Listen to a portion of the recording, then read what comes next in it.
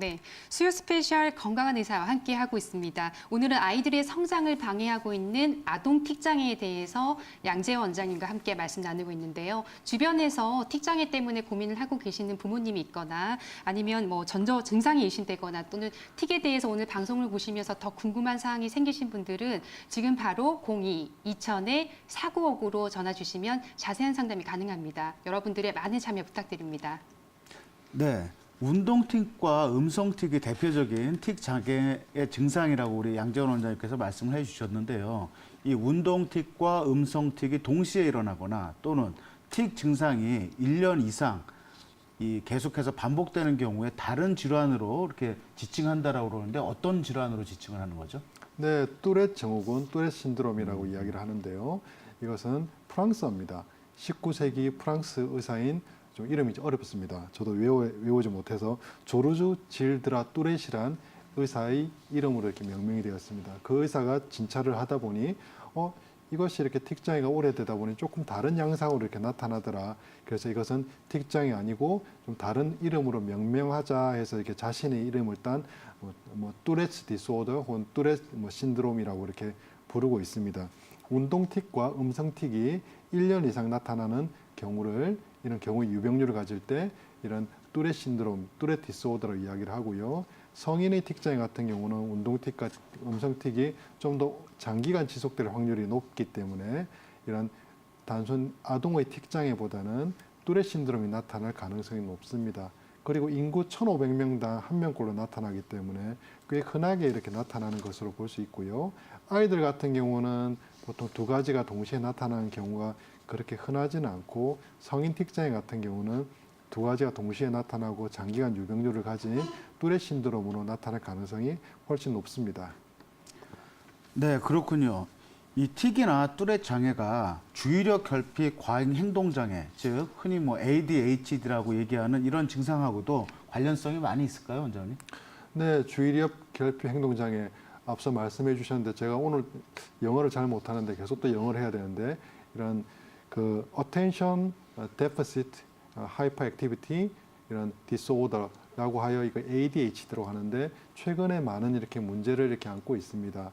이런 ADHD는 한국어로 이렇게 다시 이런 주의력 행동 과잉 행동 장애라고 주의력 결핍 과잉 행동 장애라고 이야기를 하는데 아동기에 주로 나타나는 장애입니다. 지속적으로 주의력이 부족하여 산만하고 과도한 활동, 충동성을 보이는 상태를 이런 지칭하게 되는데요.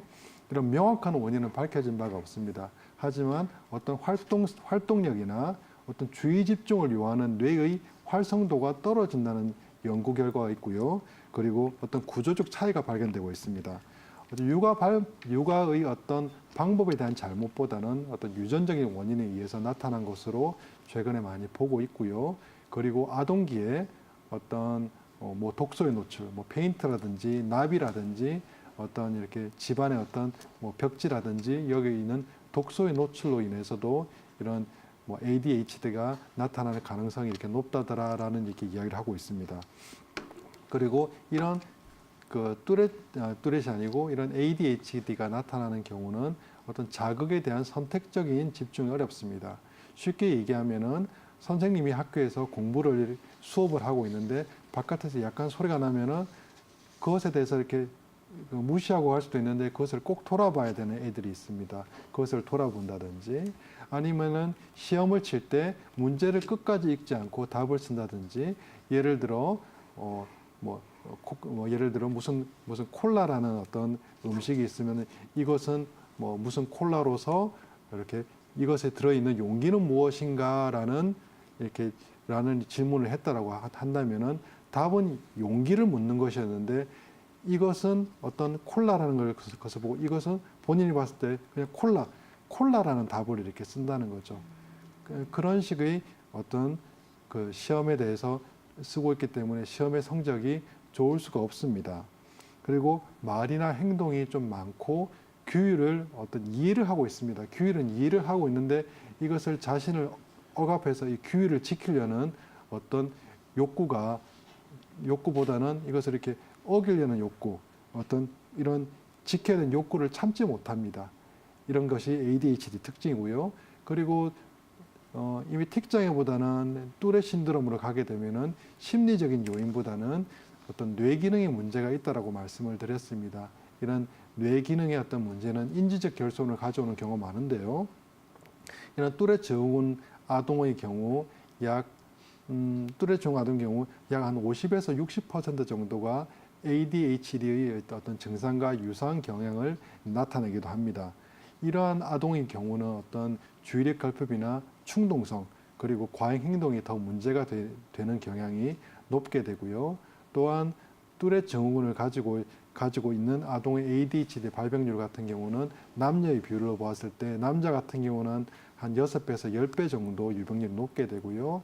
여자들 같은 경우는 무려 20배에서 40배 정도 유병률이 높게 나타나고 있습니다.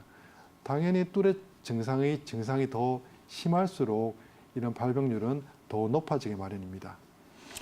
네, 그렇군요. 저도 사실 얼마 전에 그 지하철을 타고 집에 가고 있는데 이렇게 스마트폰으로 뉴스를 보고 있는데 옆에 앉아 계신 여자분이 자꾸 이렇게 저를 쳐다보시는 거예요. 그래서 뭐 저 아는 분인가 했는데 나중에 이렇게 보니까 반복적으로 고개를 돌리시면서 이게 그 뚜렛 증후군을 갖고 계셨던 분인데 이런 분들은 사회생활 하실 때도 어떤 뭐 오해도 많이 받고 또 사회생활 하는데 상당히 불편한 것들도 많이 있으실 것 같아요.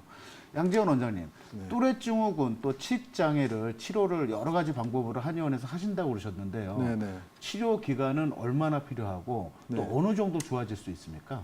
네, 틱 장애 같은 경우, 뚜렛 증후 같은 경우는 아무래도 시간이 좀 더 이렇게 오래 걸리게 될 거고요.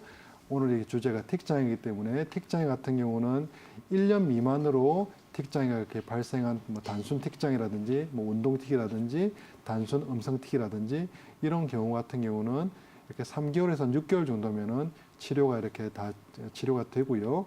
그리고 1년 이상 된 틱은 6개월에서 12개월 정도의 치료 기간이 필요합니다.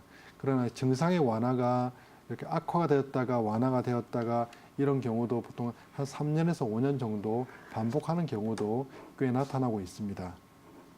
그렇군요. 앞서 얘기한 적이 있긴 하지만 이 틱장애 증세를 조기에 발견하고 치료하는 게 정말 중요한 것 중에 하나가 바로 성인으로 이루어지는 그런 틱장애 생길 수도 있다는 건데요. 또 사회생활이나 인간관계에 많은 영향을 미치게 될 수도 있거든요. 그리고 틱장애 때문에 성이 된 이후에 자살한 사례를 본 적도 있습니다. 그렇기 때문에 틱을 조기에 치료하는 게 굉장히 중요할 것 같긴 한데요. 만약에 조기 치료를 한다라고 하면 혹시 완치도 가능한 질병인가요? 네, 완치도 가능합니다. 완치도 가능한데 모든 틱 장애가 다 완치되지는 않고요. 보통 틱 장애를 이렇게 치료하고 심하지 않은 경우는 심리적으로 또 안정이 되면은 자연적으로 이렇게 사춘기가 지나면서 소실되는 경우도 있습니다. 부모님께서 모르고 지나가는 경우도 있고요. 그리고 감정적으로 이렇게 조금 격해졌다가 다시 이렇게 감정적으로 편안해지면서 그냥 사라지는 경우도 간혹 있습니다.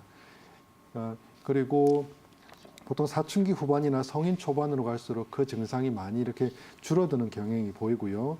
그리고 어떤 연구 결과를 보면은 틱 장애가 뭐 가만히 이렇게 놔뒀는데 한 50% 이상 어른이 되면서 소실되었다는 연구 결과도 있습니다. 하지만은 이것은 어떤 개인적인 차가 또 이렇게 나타나는 것이기 때문에 틱 장애가 이렇게 나타났을 때는 부모의 관심이 중요하고요. 그리고 우리 아이가 눈을 깜빡인다. 조금 이렇게 이상하다 그러면은 저것은 혹시 이렇게 틱 장애라고 이렇게 의심을 해보고 이것이 반복적으로 이렇게 나타난다면은 전문가의 도움을 받아서 치료를 꼭 하는 것이 필요하다고 봅니다.